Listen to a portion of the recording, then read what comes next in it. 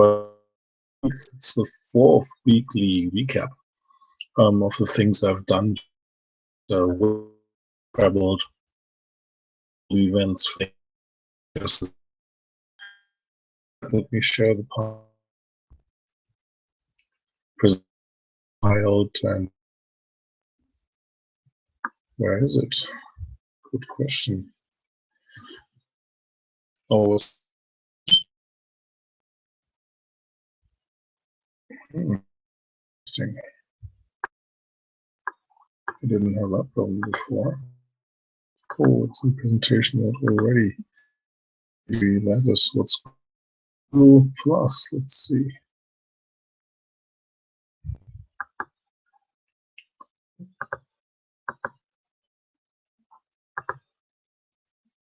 And here we go.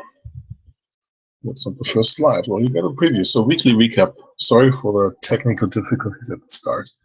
The week started with a post I wanted to write since probably over a year about what really analytics means. And I take issue with the marketeers hijacking the term analytics, being bored of calling things business intelligence, dashboards, reporting, visualizations, and so on. And going back to what originally was in the process, I noticed that the Wikipedia definition got changed. And in my harsh view of true analytics, it's really in analytics, it takes an action for you, does something for you. Examples are your ABS in the car that breaks for you. Examples is Google Now, which wakes you up earlier because there's traffic on the way to the office. FICO's Falcon product, which decides in 0.2 seconds or something like that. So in the business context, it's fine also for analytics to make a recommendation, telling you what to do in a forced rank fashion or what's recommended to do. And you might choose from that. You might ask why it's forced ranked like that. But all of this is just analytics. It's not usually analytics when you see a visualization, which is very commonly called like this. And I want to do that because later in the week we'll talk more about analytics coming from Salesforce, which is a good start, as we'll see later, but it's not true analytics as the way I always see it. So talking about Salesforce Monday, went up to San Francisco, leaving San Diego, went to support my colleague Alan Lepofsky. Here in the picture was talking about the future of work together with a lady from AT&T. A great presentation from Alan, talking about the different generations of digital proficiency and how purposeful collaboration really matters for businesses, not just social and collaboration as a stovepipe. Remarkable Monday night at the analyst reception. You know that Brian Summer, who is a gentleman on the right, and the picture of the two gentlemen left is Frank Scavo. He's in khakis that see him quite often. But Brian, for the second time only in this year, is there in jeans. So special occasion, he's always impeccably dressed, always wears a tie. He didn't. He let his hair down. He was in jeans. So definitely a historic moment. And then it was great to be there not alone at the conference, but with our colleagues, with Natalie in the middle and Sherry and Alan. So it was great to attend the conference with some people from Constellation, which is always a welcome change. Tuesday morning, the big news outside of Dreamforce starting full swing, we'll come to it in a second, was that IBM and SAP were going to partner. Not a surprising partnership. Ultimately, IBM has been a huge SAP partner on the services side, on the hardware side, DB2 certified, data mining, and so on. But the really interesting thing, which I don't know why it took them so long, is that SAP will run the HANA Enterprise Cloud on IBM SoftLayer and Cloud Managed Services CMS. Both of them being interesting alternative, giving SAP more locations. IBM, as you know, is on the quest to 40 locations for data centers, and giving SAP also a chance to focus less on data centers, right? Remember the motto, which I think Info coined first, friends that let friends build data centers, right? So more focus from SAP CapEx-wise on products and less on data centers. So overall, I saw that as a win-win-win. Lots of press briefings and quotes, which is great, and you'll see that later in a second. Back to Dreamforce, the usual great keynote from Mark Benioff, focused around 6 key customers. Obviously, strong focus from Europe, Philips and Coca-Cola Germany being featured all the time. A nice job by Salesforce and Moscone West to have a partner for all these 6. Let's see if I get them together. GE, Philips, interesting competitors. Verizon, Tesla, and Coca-Cola. I'm missing one, sorry about that. But great show floor where you could look and showcase what Salesforce has done for these. So anybody in marketing thinking how to do a conference, definitely you can learn from Salesforce. So really well done. The other big news, sorry for not the sharp screenshot, was Wave, powering the analytics cloud, the sixth cloud of Salesforce. We'll talk about it in a second a little more. Not, as I mentioned before, not true analytics, really good visualizations, but it's a version 1 product, and predictive analytics might come later, as I mentioned. Overall, Salesforce always makes a big statement that it's the biggest conference. I think it was over 150,000 participants. Not sure if they were there in person because I had a great view from my hotel room, as you can see. At lunchtime, which is the busiest time we could come out. Granted, it wasn't great weather, but food gets people out all the time.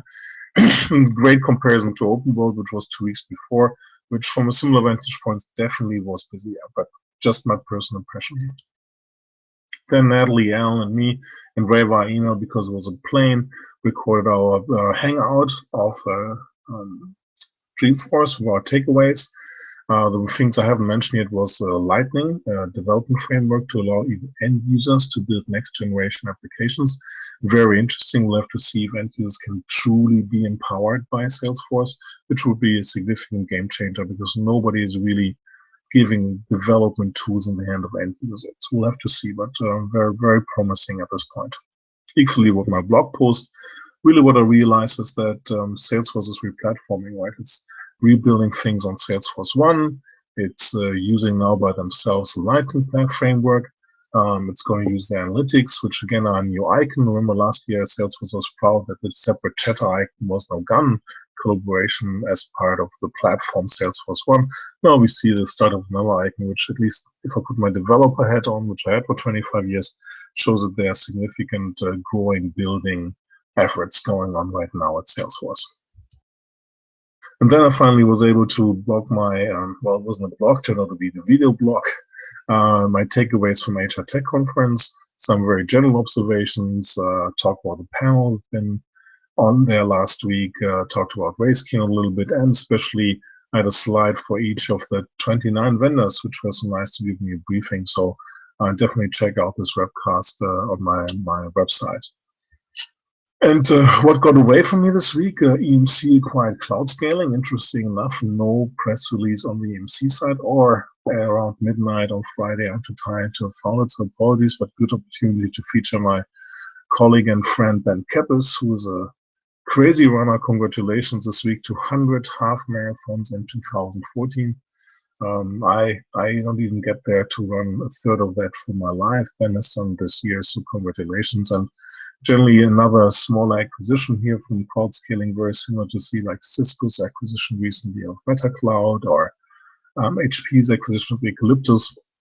The OpenStack area seems to see some consolidation, and the big guys are buying the smaller guys, and we'll have to figure out what really happens there.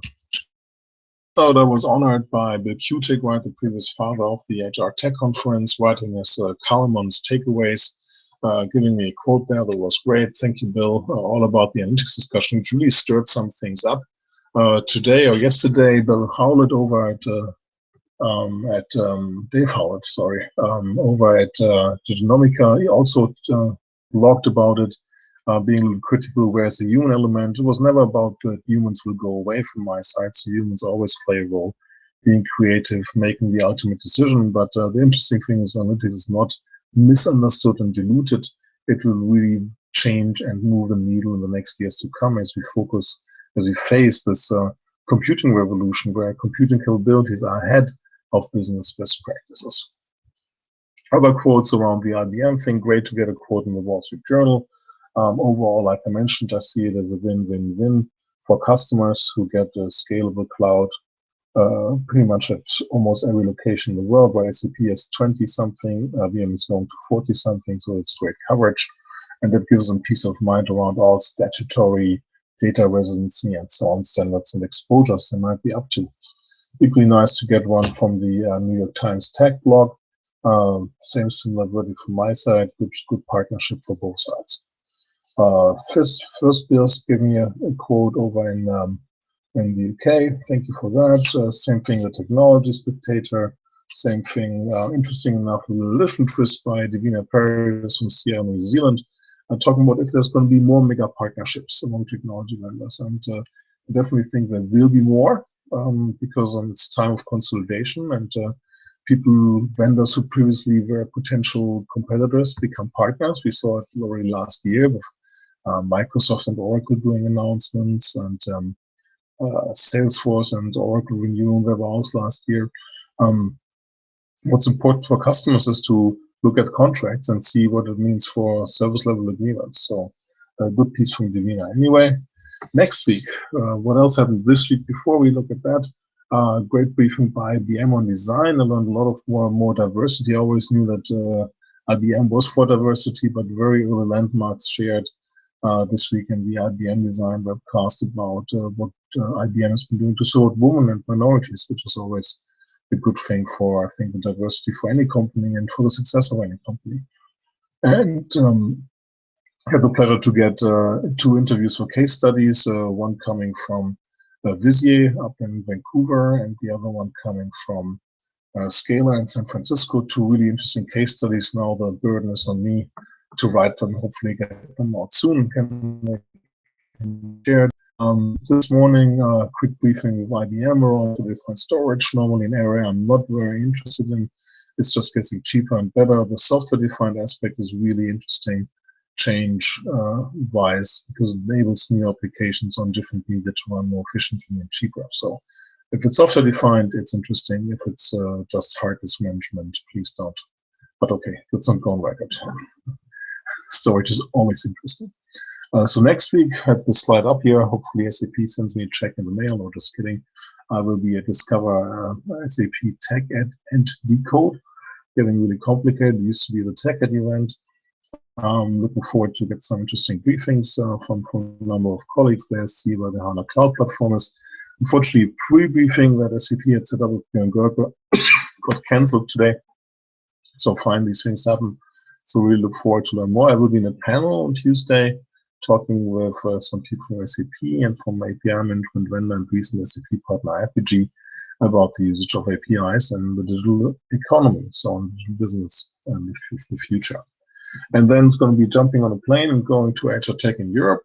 Don't miss me on the panel moderated by Jason Everbrook with great people, Gretchen Alarcon from Oracle is on there, Amy Wilson from Workday, Josh from Gerson by Deloitte, Phil Wainwright from Diginomica, and Thomas Otter from SAP. So we have 3 press/analysts versus 3 vendors, and Jason Everbrook as a thought leader. I think it's going to be a great panel to look.